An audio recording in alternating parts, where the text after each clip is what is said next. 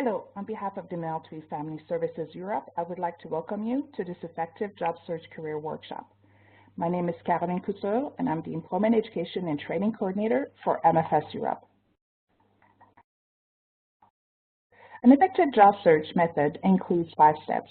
However, a large number of job seekers only focus on the 4th and 5th steps, which may limit their ability to land their dream job. Looking for employment is hard. When we're looking for employment, we often feel powerless and stressed, which can lead us to desperately apply to whatever job we find online without a thought as to whether we are best suited for the position. It may seem counterintuitive to slow down a bit when panic sets in. After all, we want to find a job right away. But it is the most effective way to ensure we will find employment that will fulfill us and sustain us. Think of it this way. Where your talents and the needs of the world cross, there lies your vacation. Thus, this session will help you improve the effectiveness of your job search by focusing on the first 3 steps. First, how to learn about the labor market and utilize the information to your advantage. Second, how to know yourself and highlight your potential in ways that mirrors what employers are looking for. And finally, how to establish a strategy for your contact and networking efforts. Once you've mastered these tips, you will be able to move on to the final stages of your job search, the job application process, which includes resume writing, cover letters, and interview techniques. We will discuss these topics at more length in separate training sessions.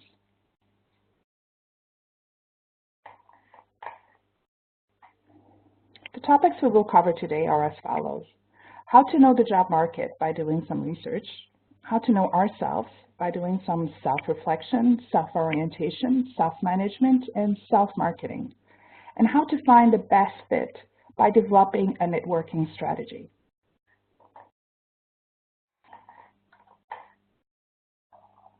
Let's begin. Why is it important to know the labor market? Researching the labor market is important as it will help you to know the types of jobs available in your area of interest. It will help you understand the employer's needs, to validate the task or skills that you bring to the table and that will be required of you, and to internalize the requirements and terms used by employers, which will help you create an impactful application package. Researching the labor market also means asking yourself this simple question. Who needs my skills? Answering this question involves conducting research into the labor market to uncover who are the key employers for a given sector, the skills and jobs these employers require, the salary ranges for various roles, and the labor market trends that are impacting the employment demands for these roles. For example, if you're looking for work as an administrative assistant, let's say, it would be helpful to understand the demand for this type of position. Also, think about whether you would prefer to work for a large, medium, or small organization, and whether you would enjoy a more formal or informal work culture. Then consider the language of the work environment. Would you like to be immersed in healthcare, or would you rather be engaged in engineering new filing systems? Great sources for labor market information include the Government of Canada Job Bank, Statistics Canada, and then you should also complement these research by researching the types of jobs available in your area by using job search engines. Once you've done this, start expanding your search by looking at local professional association and not-for-profit sectors. And then start identifying organizations that appear to be a good fit for your skills. Once you've listed a few potential employers, you must then research and understand their hiring process in order to successfully compete for positions.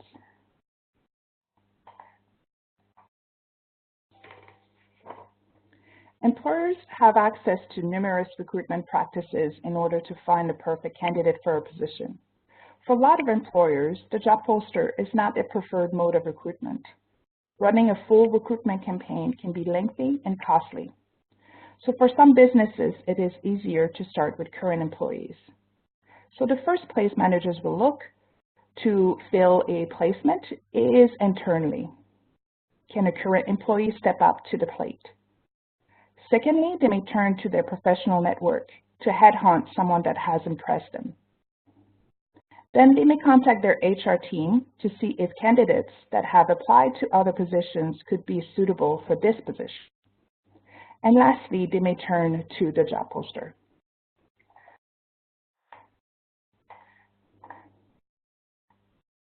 Did you know that only 20% of job opportunities are listed? This means that if you are only looking at job search engines and job banks, you are potentially missing on 80% of the jobs that are filled through internal recruitment and networking.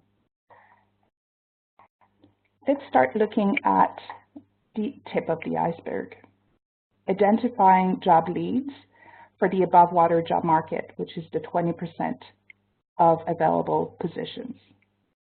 When it comes to identifying the 20% of the job opportunities that are listed, you must diversify your approach. Do not limit yourself to one job search engine. Try a few. Look up the websites of prospective employers. Research online newspapers. Use an employment agency to help you with your search. A really good website is www.recruitmentagencies.ca, and attend career and employment fairs.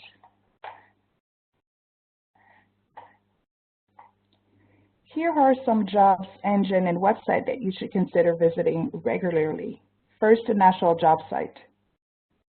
Then you should also take a look at industry-specific sites, company-specific sites, and professional associations. If you're looking for employment outcome, you may want to visit cafconnection.ca, the nato.int site, and the WFCA-TPCE site. This last one lists all the positions available at Canadian embassies and missions around the world.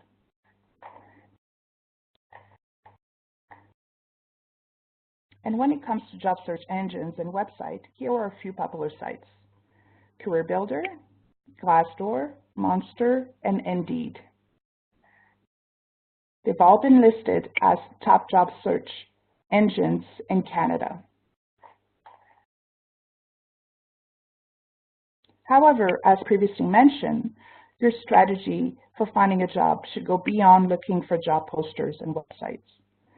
You must network and build rapport with people that can help you achieve your goal.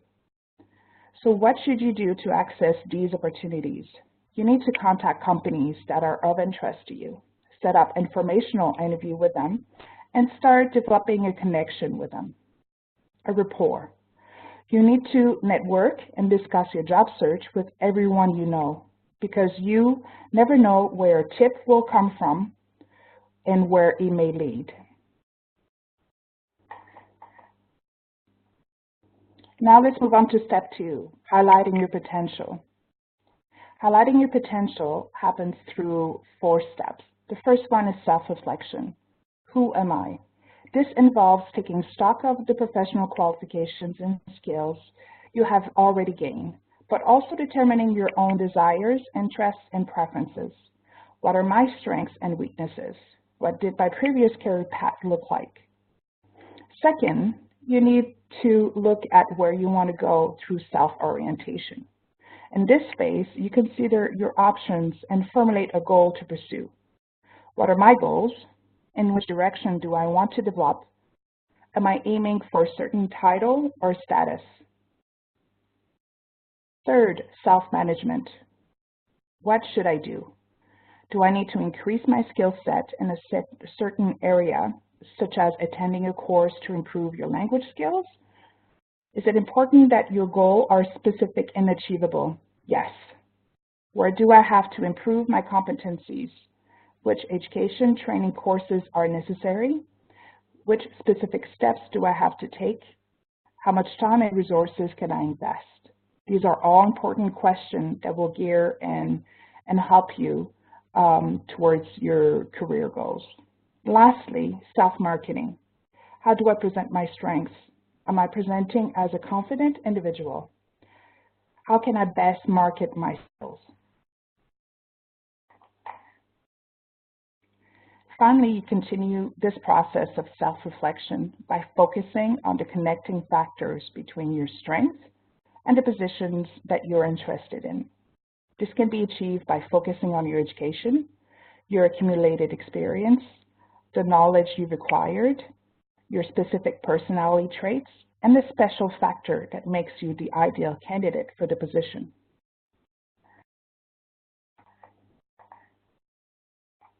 Now we are ready for the last step, which focuses on finding a best fit between the labor market information and your own needs. This is best achieved through networking. Thus, in this section, we will define networking and how to and where to network, as well as steps to make and manage contacts.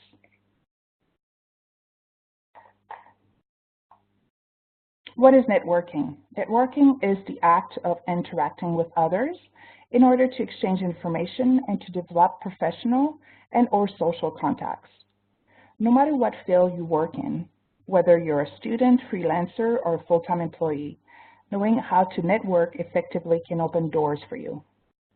With email, LinkedIn, Twitter, and offline events, you've got more tools and options for creating valuable connections today, more than ever before. Why network? To help you uncover the 80% of jobs not listed, to help you learn more about your chosen career field, and to get advice through informational interviews to find out how to conduct your job search.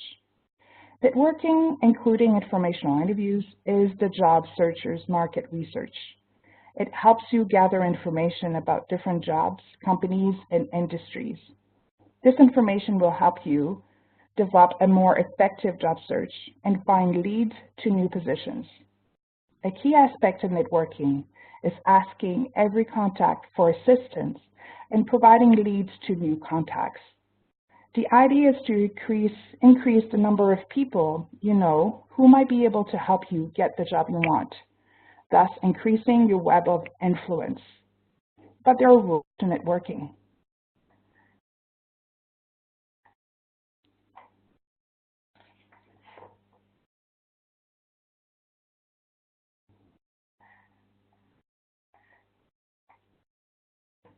How and where to network. Every opportunity counts. Tap into your personal, professional, volunteer, academic, and social networks. Be open to share your job search goals and objectives with others and ask for their assistance or advice. And diversify your tactics. It's not enough to build a network through face-to-face interactions. You must also build your professional profile online by creating a LinkedIn account and profile, by engaging in discussions, by following companies that are of interest to you, sharing your expertise by writing articles or blogs, and by being helpful. Networking is a two-way relationship. You must contribute equally to other people's success to reap the benefits.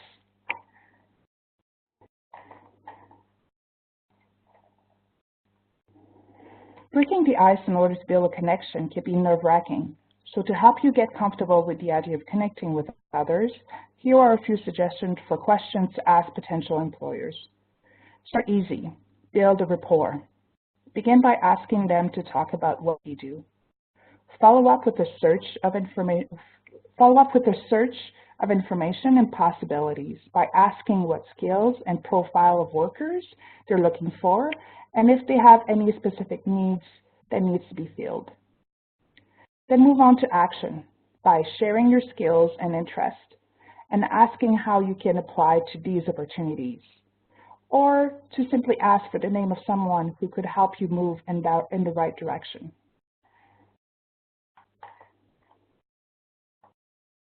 Once you are starting to build your network, the next important stage is to keep track of your efforts and what is expected of you.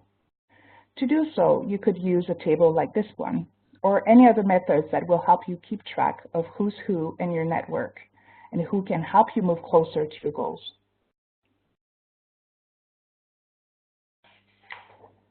Finally, here are some words of wisdom regarding job search.